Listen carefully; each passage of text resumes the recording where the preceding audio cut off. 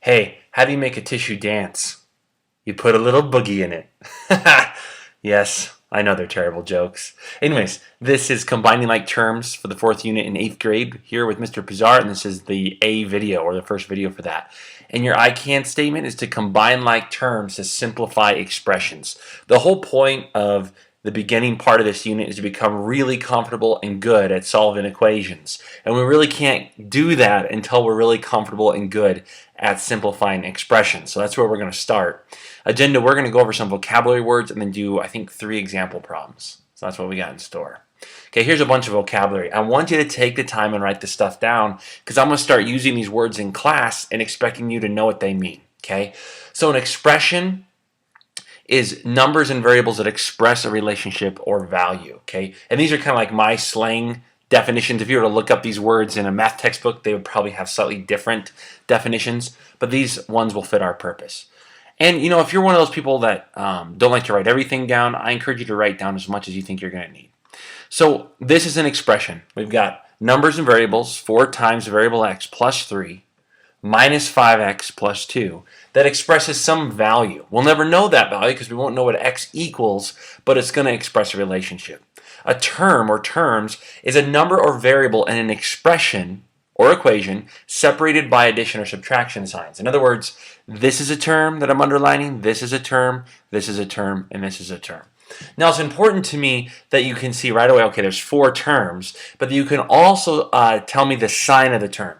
So this is not just 4x, it's a positive 4x. This isn't just 3, it's a positive 3. And then when we get to the negative 5x here, that's where I really want you to focus. It's not just minus 5x, it's actually a negative 5x. And if you can understand it in that way, what we're going to do in the future of this unit will be easier for you. And then plus 2. A constant's a number in an expression or equation with no variable. So 3 and 2, they don't have any variables. See, there's no x by it or letter by it. And because of that, I'm going to refer to them as constants. A coefficient, or a number multiplied by a variable.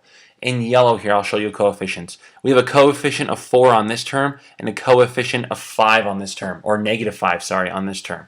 The coefficient is the number being multiplied by the variable. Okay, so that's all the vocabulary. Let's do a few example problems really quick.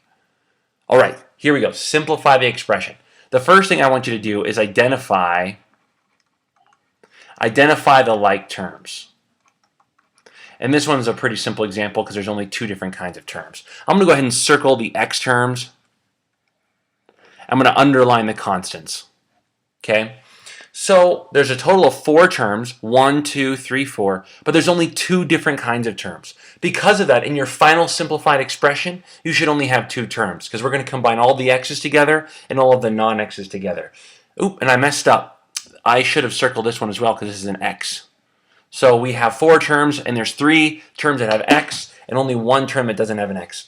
So what we're going to do is begin by rearranging the terms. We're going to rearrange or group like terms. That's the second thing we're going to do. So I can move these terms around any way I want. There's only one very important thing. You don't just move, for example, if I was going to move this 3x, I can't just move the 3x. I've got to move it with the sign. So I can rewrite this expression as 4x minus 3x plus x plus 3. And what I did is I moved this negative 3x over to the 4x. Just kind of put it right in that spot. And then I moved the x as well. And I moved the 3 all the way to the left. Now you can do that. You can move terms around as much as you want as long as you take the sign with it. So I didn't just move x, I moved a plus x. I didn't just move 3x, I moved a negative 3x. Now it's real simple. We just combine the x's. So 4x minus 3x gets us 1x, plus an x gets us 2. So this part right here that I'm underlining essentially all combines down to 2 x's. And then we're left with plus 3. There's nothing we can combine that 3 with because there's no other terms, no other constant terms. So that's how simple this is. This is your final answer, okay? So that's our final answer. Let's do 2 more examples. All right, this one is exactly the same thing, except we have decimals. So I'm going to begin by identifying the different terms. So I'm going to circle my x's. And you know, if you have a highlighter, highlighting the x terms is a good idea. I'm going to underline my constants. Okay, they're not together though. The x's aren't together and the constants aren't together, so I'm going to rearrange. And my preference is I like to keep the x's on the left. So I'm going to keep the 5.2x here, but then I'm going to move the negative 6.1x. And then that's going to leave my constants on the right. So all I did was rearrange stuff. I didn't do anything yet mathematically. Now I've actually got to do the math. What is 5.2 minus 6.1? Realize when we're combining x terms, all we're doing is combining the coefficients. So the 5.2 and the 6.1. So 5.2 minus 6.1, whoops, messed that up. Minus 6.1.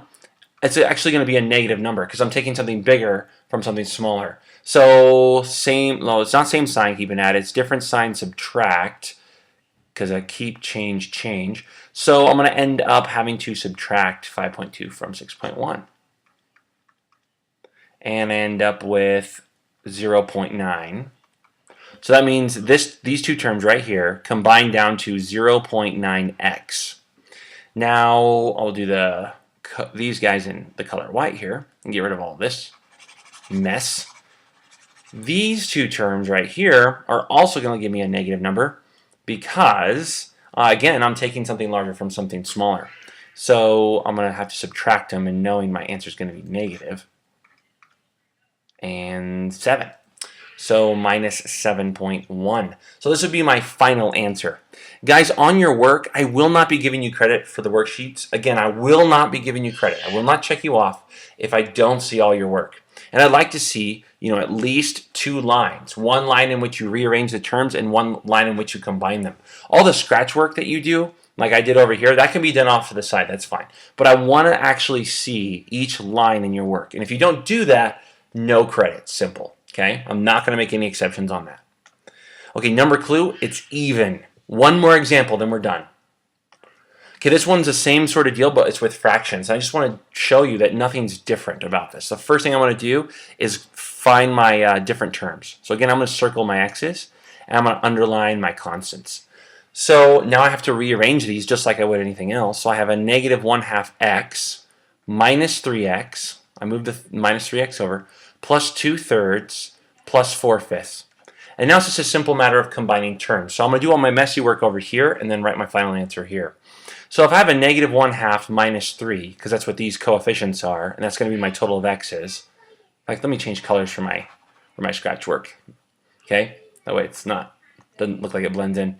So negative 1/2 minus 3, it's same sign, keep and add. So I'm going to end up with a negative 3.5 x. Now I have to add these 2 fractions. Remember, when I add fractions, you need a common denominator. And a good common denominator for 3 and 5 is 15. So I'm going to convert these to have 15 in the denominator. So this is going to become 10/15 plus 12/15, which is going to be 22/15. So plus 22/15. And this would be an example of my final answer. Now you may be asking, well, should I turn 22/15 into a mixed number? Sure, that's fine. Yeah, simplify it all the way down if you'd like. But in some cases, you may want to leave it as an improper fraction. All right, guys, that's all there is to it. Good luck.